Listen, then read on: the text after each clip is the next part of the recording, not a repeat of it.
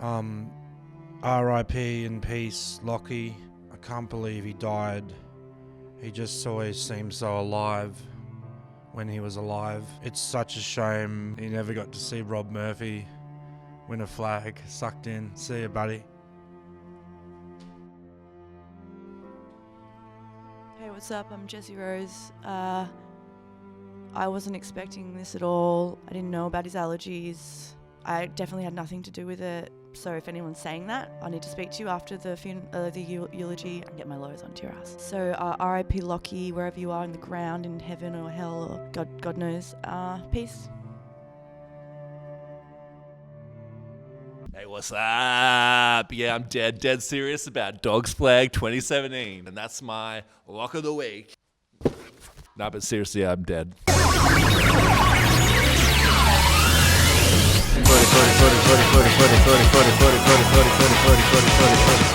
We're back. That's right, it's Bump episode Legs 11.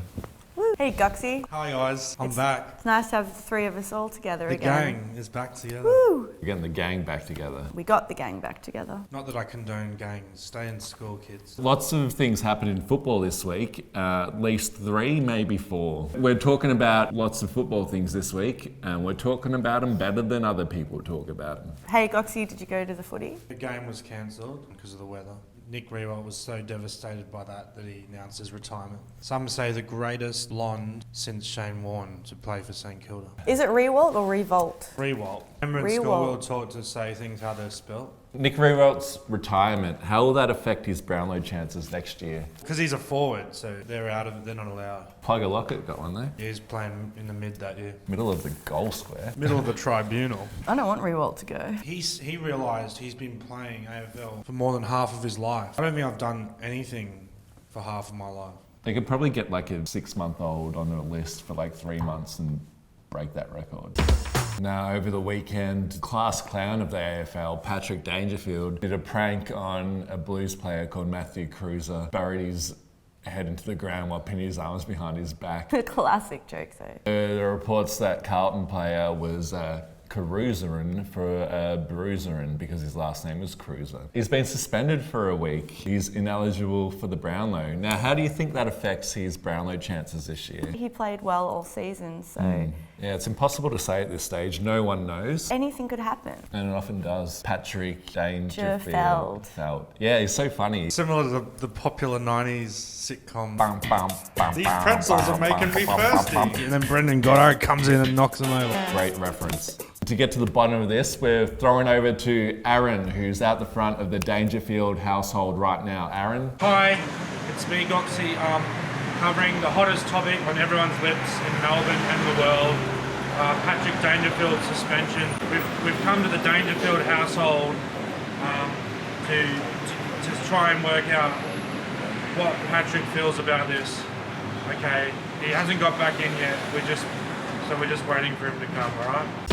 Riewoldt got too old. A great legend for St Kilda, Nick Riewoldt. One of those guys you would have just loved to have seen win a flag. Bit like Rob Murphy. Well, at his best, Nick Riewoldt reminds me of Premiership centre-half forward Zane Cordy. Back to Nick Riewoldt. What a champion. He's taken the most marks ever. I think it's like 8,000 or something. It's over a dozen. His last game might be versus his cousin, Jack Riewoldt. They probably hang out all the time and they don't care. After the game, say, oh, you coming to Chrissy this year? And so I don't think I can make it, but I'll try and pop over, see my auntie and uncle at some stage. Can I borrow like an Xbox game? Jack, I told you I've got a PlayStation. So we'd like to welcome our resident Riewoldt expert. All right. Is this the expert jacket? Yeah. Bit tight. Hi, thanks for having me. I know a lot about Nick Riewoldt. I've watched him play heaps. His career has mirrored my watching of Saints as a fan. I started in about 2002, so I've watched him grow as a person, as a player, and also as a person. What do you see for his future? He might dabble in a bit of politics. Oh, yeah? I think he's got a political mind. We do need a new Prime Minister. On the weekend, yet another draw happened. They're happening a lot this season. JR, you are the resident draw expert. How would you rank all the draws that have happened so far this year? I guess they've all been pretty even.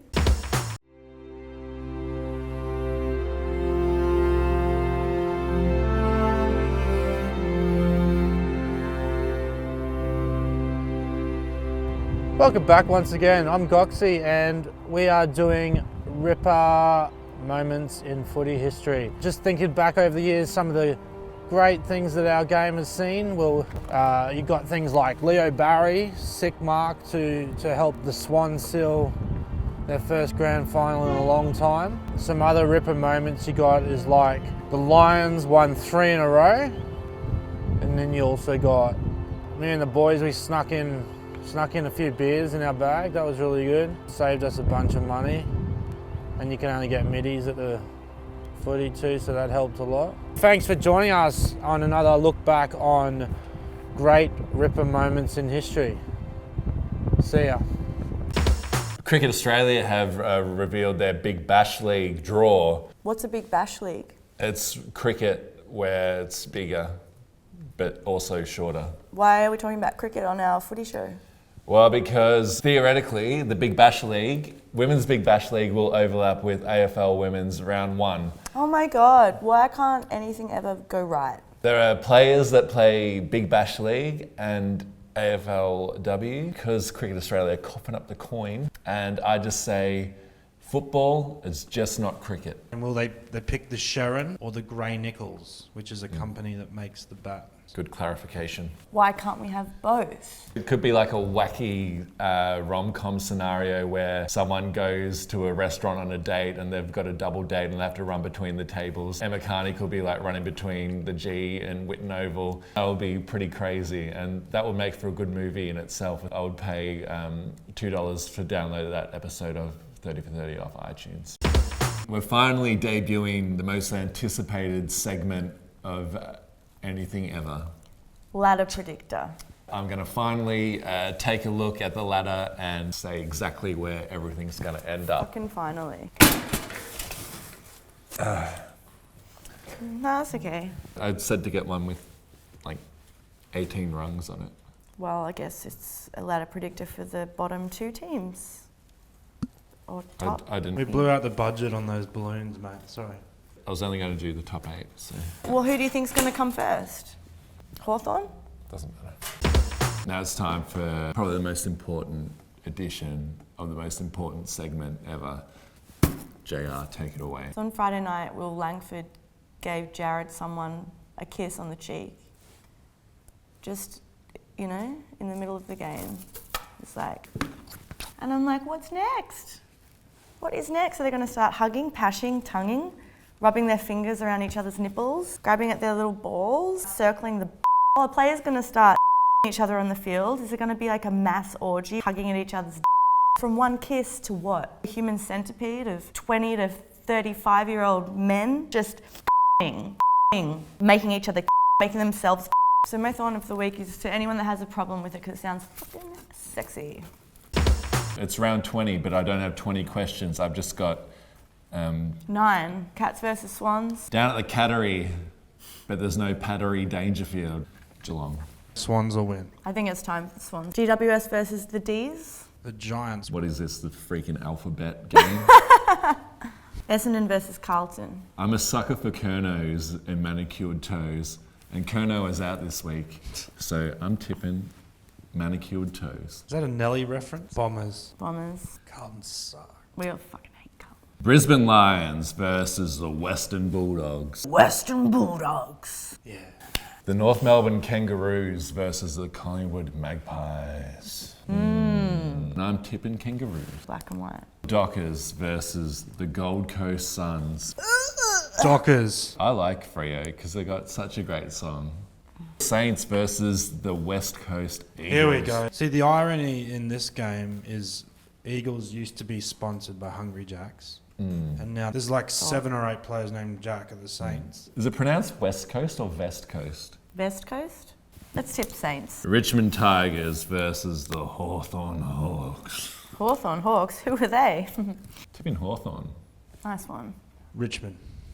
Huge match, this one. Crows versus Port. And it's a Crows home game, so all the Port fans that want to get there and listen to In Excess and not even care about the footy and leave a minute before it's finished, they'll be disappointed. So I feel sorry for those Port fans. That's why I'm tipping Adelaide. Crows. And Crows as well. I got attacked by a falcon. When? Thanks for Thanks for tuning in to Bump. Bump on. This guy Kelsey sent me a picture he just sent it to me. And I'd like to thank him and announce that we have a PO box, which it's my first time pointing at nothing. If anyone wants to send any questions, anything really, except for anthrax. How much does anthrax go for these days? Whoa, 20? Give me a B, give me a U, give me an M, give me Bum.